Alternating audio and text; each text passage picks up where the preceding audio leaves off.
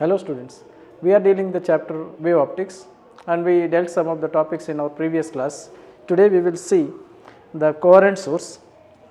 Here we have two sources S1 and S2 which emits the waves.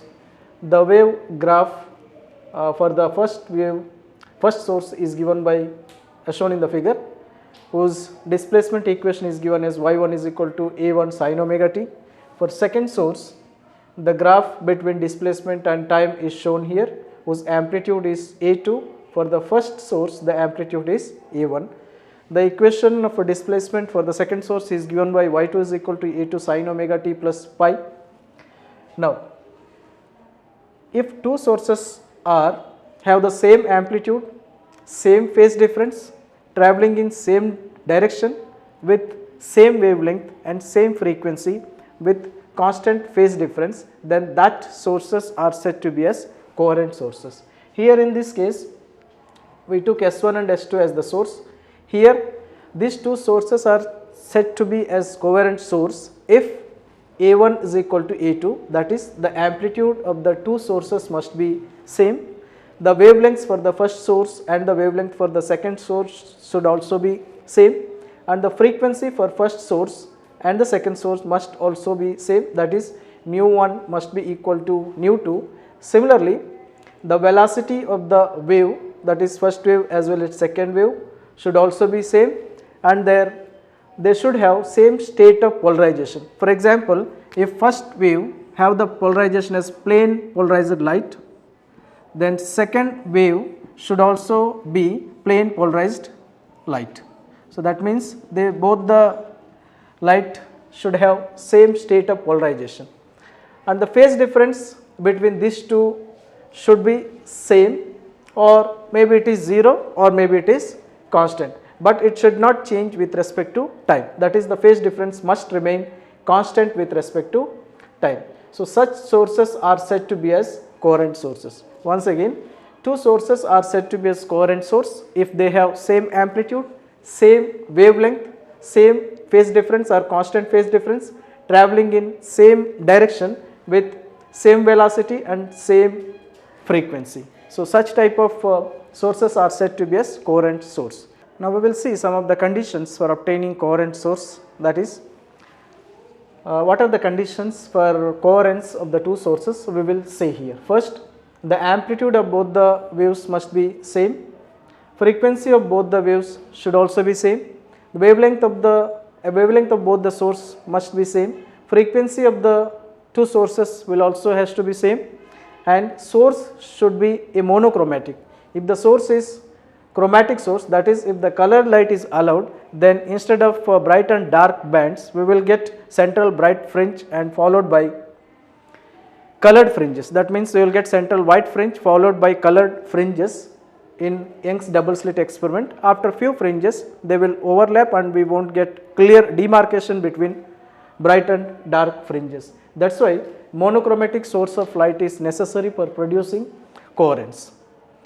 Next, both the waves should travel in same direction. That means if the first source, the light emitted by the light wave emitted by the first source, it traveled in positive x direction, then the other source must also emit the light waves in the same direction. That is, they should travel in same direction. They should have the same velocity. That is, both the light waves should have same velocity. The polarization state of both the waves must be same. Next, the phase difference should also remains same. Another thing is that path difference should not be more than 30 centimeter. So the path difference between the two sources must not be more than 30 centimeter. If it is more than 30 centimeter, then a phase difference arises. That means a phase will change with respect to time if the path difference is more than 30 centimeter. If the phase difference changes with respect to time, then the fringes which will obtain in the case of Young's double slit experiment will not remain constant. That means sustained interference we do not get.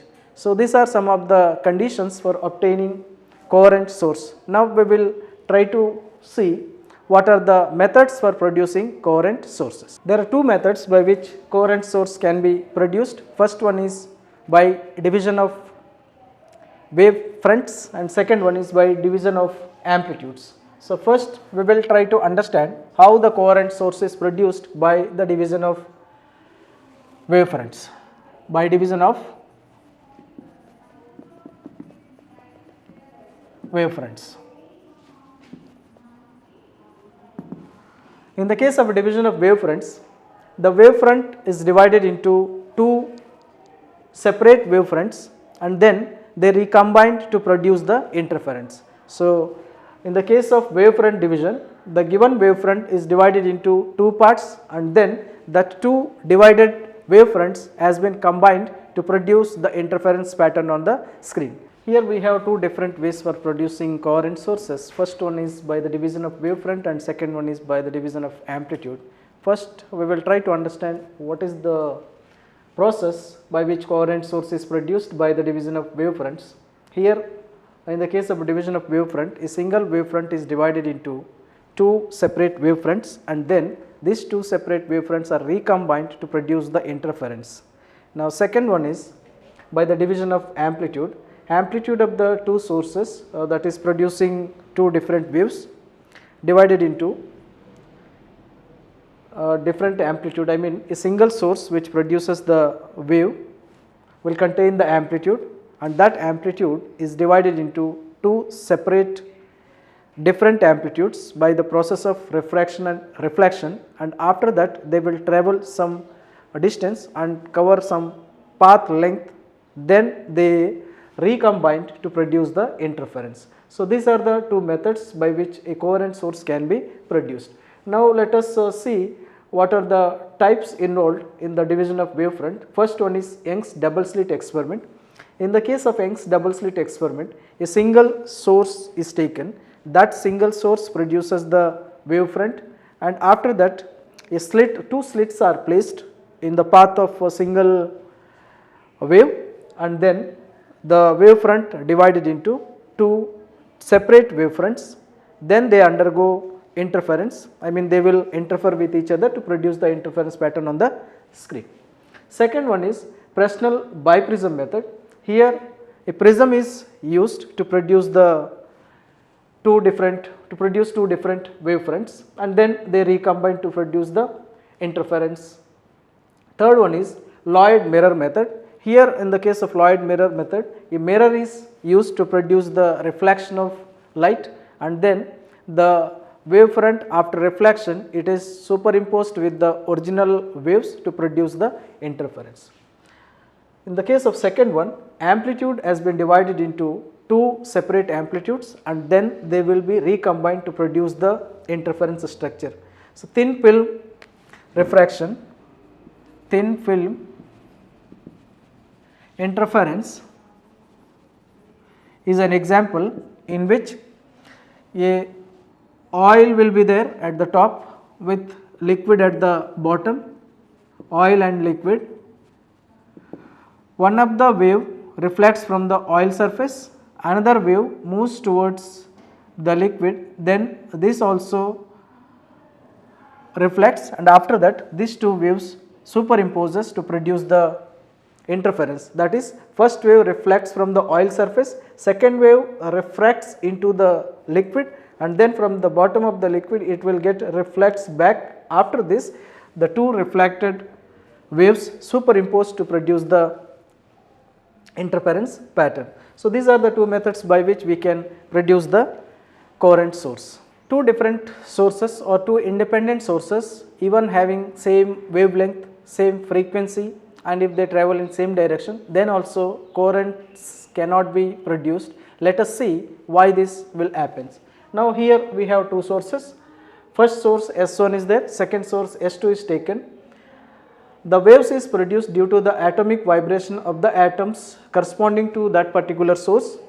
The atomic vibration in a source is approximately 10 to the power 8 per second in both the cases.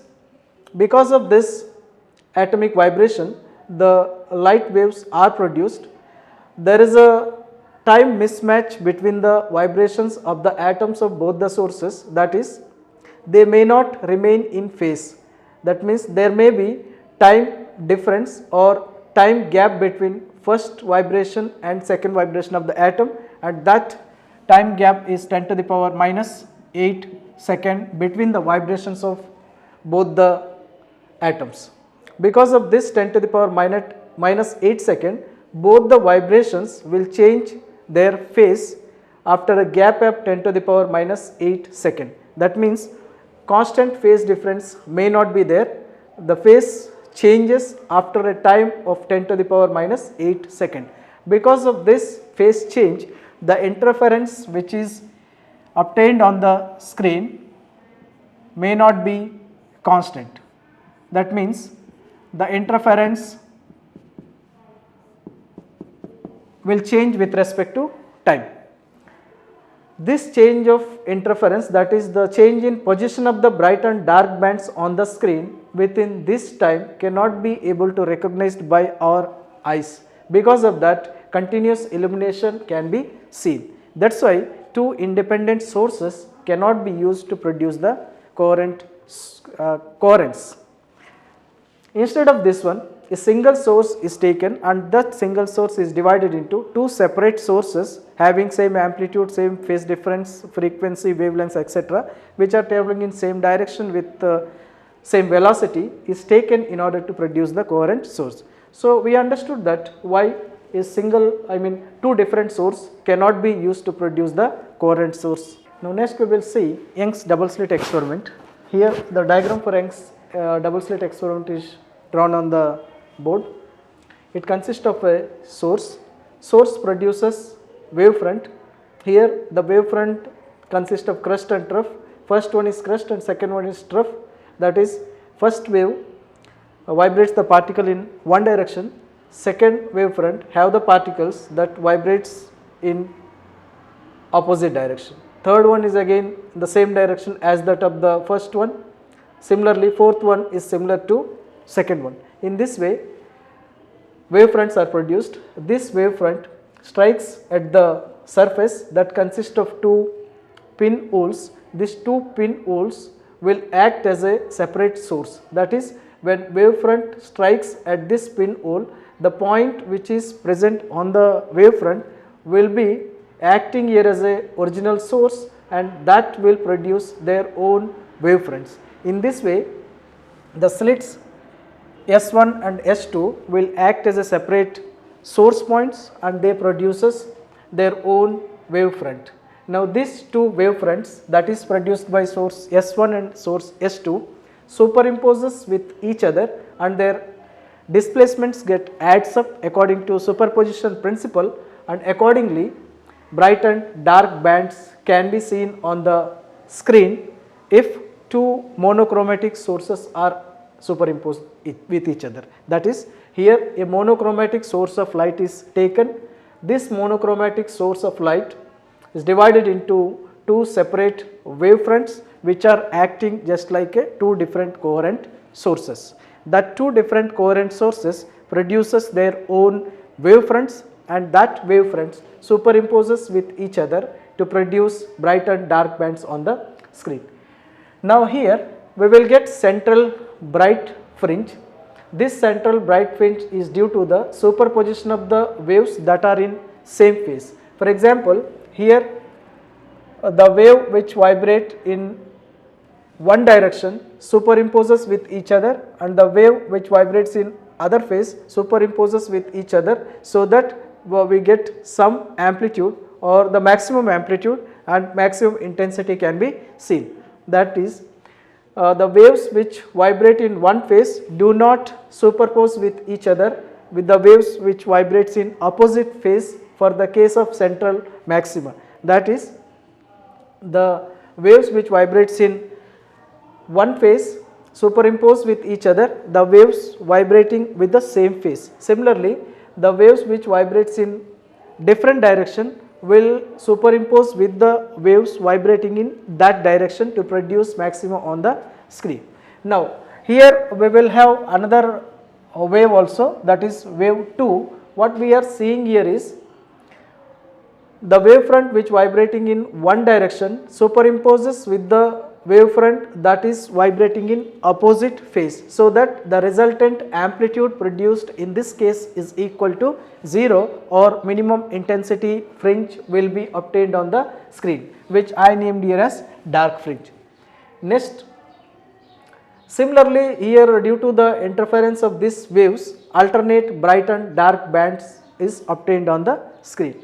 So we see that when the waves that are in same phase superimposes with each other, we get maxima, and the waves which vibrates in opposite phase, when they superimpose with each other, we get dark fringe. So in the case of Young's double slit experiment, due to the superposition of these waves that arises from two different sources produced from the same source will superimpose, and due to this superimposition, a redistribution of energy will occur, and an interference pattern will be seen on the screen. So the dark fringe is completely dark in this case, whose intensity is 0, and the bright fringe is completely bright, whose intensity is 4 times of the intensity of the individual fringe. Now we will try to find out the fringe width, angular width, distance of nth fringe, etc. in this case. Also, intensity graph is also drawn here. We can see that intensity corresponding to various bright fringes are same, that is they will have maximum intensity, and the intensity corresponding to dark fringe is 0.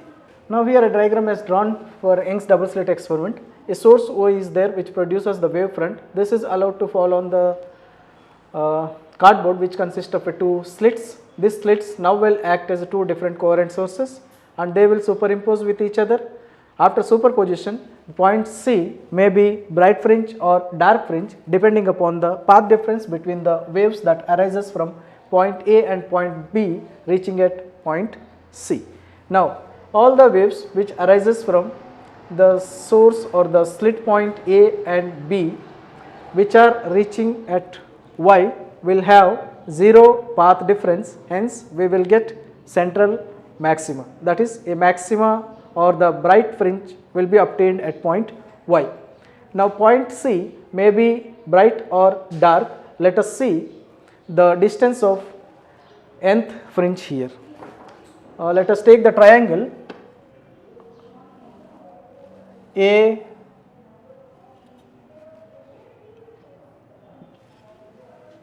C, P, and triangle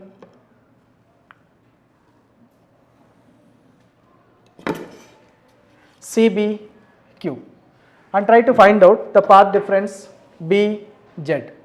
So here the path difference between AC and BC, path difference is equal to BC minus AC. So we will try to find out the path difference, and using that path difference we will try to find out the distance of nth maxima or minima from the central fringe. Let it is x.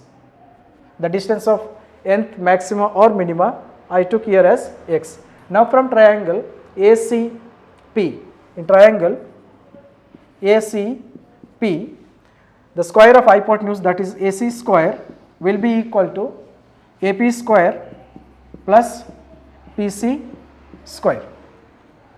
So we are interested to find out the AC, and then we will try to find out BC, and after that we will subtract these two to obtain the path difference between AC as well as BC. So here AP is nothing but it is D, we can put here D square plus PC. From the diagram, PC is equal to CY minus PY. So here PC can be written as CY minus PY whole square.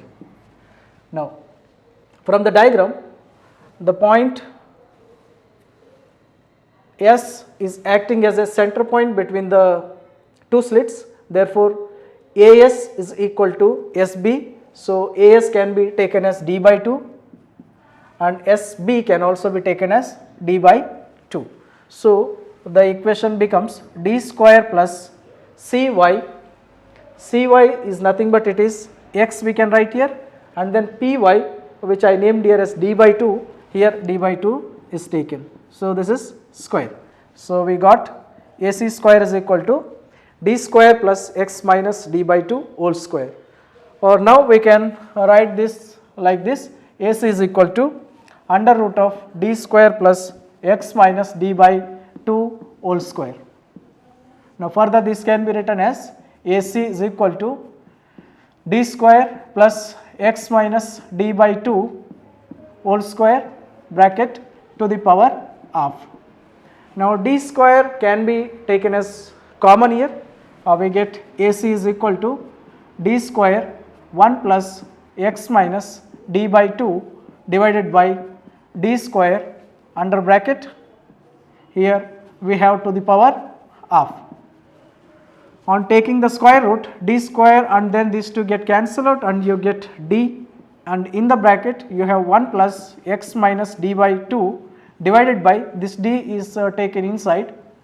So this x minus d by 2 divided by d square can be written as x minus d by 2 divided by d whole square to the power half. So this can be expanded using binomial expansion. Therefore here d is greater than x minus d by 2.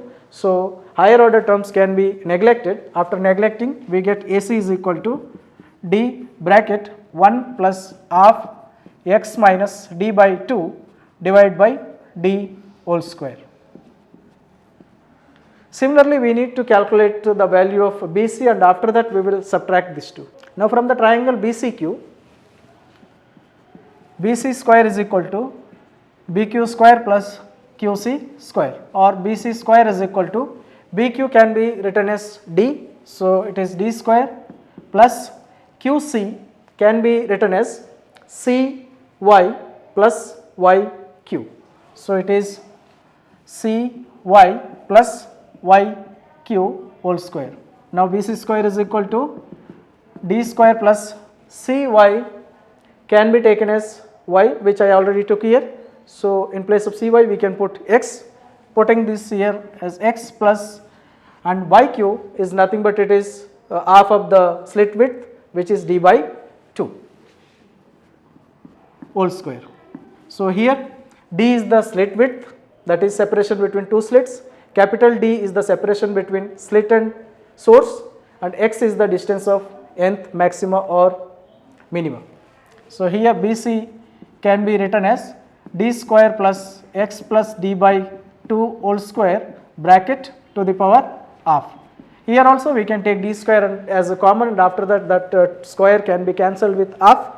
You get BC is equal to d bracket 1 plus x plus d by 2 divided by d whole square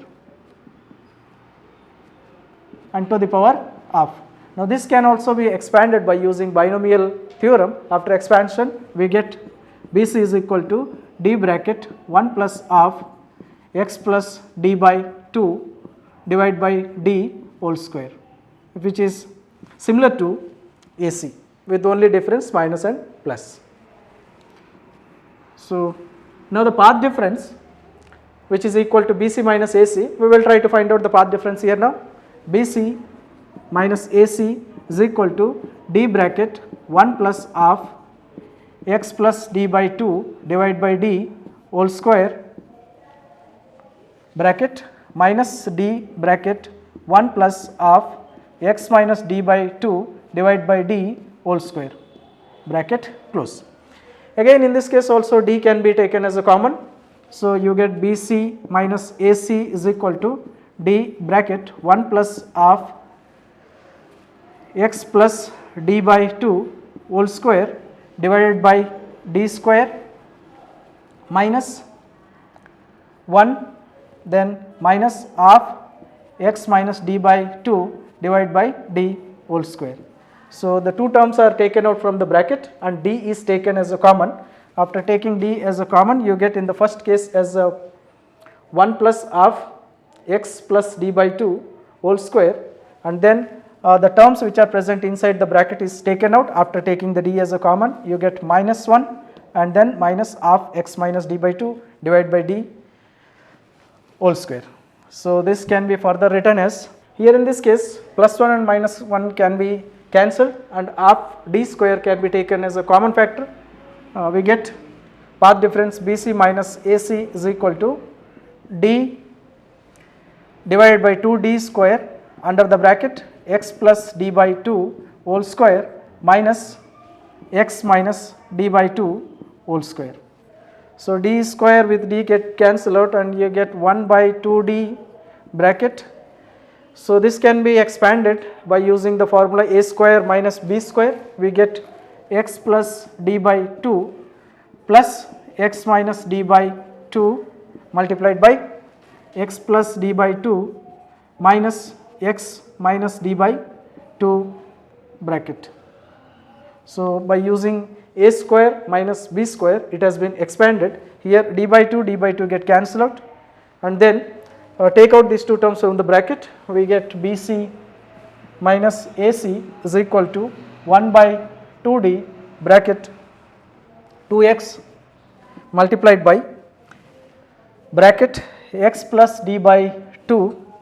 Take out these two terms outside from the bracket, you get minus x plus d by 2 bracket close. X get cancel out, and then we get finally 2d multiplied by 2x multiplied by d by 2 plus d by 2 is d. This 2 get cancel out, so we get path difference. Path difference is equal to x d by d, or x is equal to path difference multiplied by d divided by small d. So this is the distance of nth fringe, which is equal to, which is x equal to path difference multiplied by d divided by d. So nth fringe may be maxima or minima depending upon the path difference. Here we calculated the distance of nth fringe. The distance of nth fringe depends upon path difference, that is, it is directly proportional to path difference, and it is also directly proportional to separation between slit and screen. It is inversely proportional to the slit width d. That means if the slit width decreases, the fringes, distance of nth fringe will increase, and the fringe will be obtained up to large extent. So we have the condition here for path, condition for path difference we already determined, which is given by n lambda, that is we already calculated in our earlier case while dealing with the topic interference. So distance for, the path difference for maxima is given by n lambda. So distance for nth maxima is given by x is equal to, in place of path difference we substituted n lambda, which is equal to x equal to n lambda divided d divided by small d. So this is the distance of nth maxima. So distance of first maxima will be, distance of consecutive maximas from the central maxima will be lambda d by d, 2 lambda d by d, 3 lambda d by d, and so on. In this way the distance varies as the integral multiples, that is in the form of, in the way of natural numbers multiplication or integral multiplication. So distance of nth minima, that means the fringe may be minima or maxima. If the fringe is minima, then the distance of that minimum fringe is given by xn is equal to 2n plus 1 bracket lambda d by 2. So that is this can be 2n plus 1 lambda d by 2d. So here, so this is the condition for getting the nth fringe as minimum fringe. Here if n is equal to 1, we get first minima. If n is equal to 2, we get second minima. In this way consecutive or alternate minimas we will get, and in first one we will get alternate maximas. So the fringe structure will be like this.